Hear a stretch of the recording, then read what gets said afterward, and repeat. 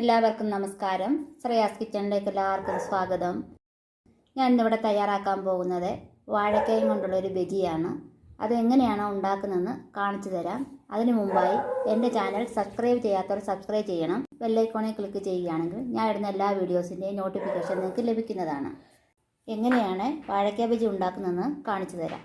വാഴക്ക ബജി ഉണ്ടാക്കാൻ വേണ്ടി ഞാനിവിടെ 2 കറിക്കായാണ് എടുത്തിരിക്കുന്നത്. കറിക്കായ് എങ്ങനെയാണ് കട്ട് ചെയ്തതെന്ന് കാണിച്ചു തരാം. 2 സൈഡും കട്ട് ചെയ്യണം. എന്നിട്ട്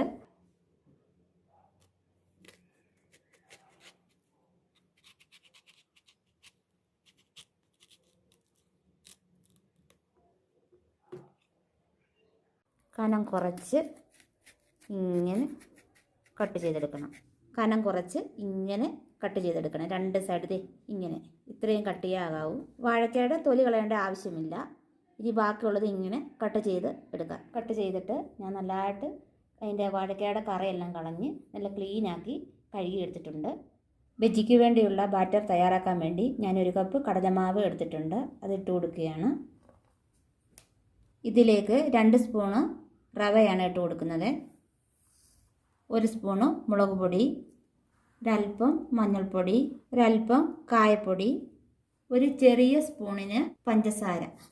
കടലമാവിന് ഒരു ചെറിയ ചുവ ഉണക്കില്ലേ, കമർപ്പ്, അത് മാറാൻ വേണ്ടിയാണ് ഒരൽപ്പം പഞ്ചസാര ഇട്ട് കൊടുക്കുന്നത്. ആവശ്യത്തിന് ഉപ്പ് കൂടി ഒന്ന് മിക്സ് ചെയ്യാൻ പോവുകയാണ്.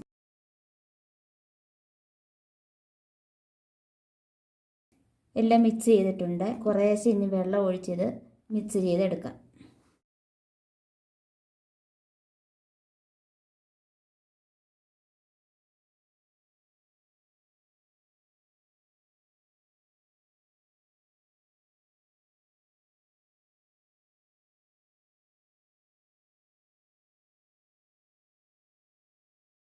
ഈ രീതിയിൽ വേണം തയ്യാറാക്കിയെടുക്കാൻ. ഇതിന് ഈ ബാറ്റർ ഞാൻ മുക്കിയെടുക്കാൻ പോവുകയാണ്.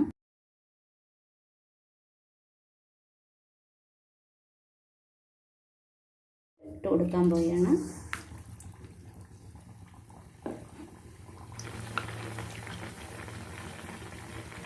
മീഡിയം ഫ്ലെയിം വേണം തയ്യാറാക്കിയെടുക്കാൻ. ഹൈ ഫ്ലെയിം വെക്കാൻ പാടില്ല, കരിഞ്ഞു പോകും.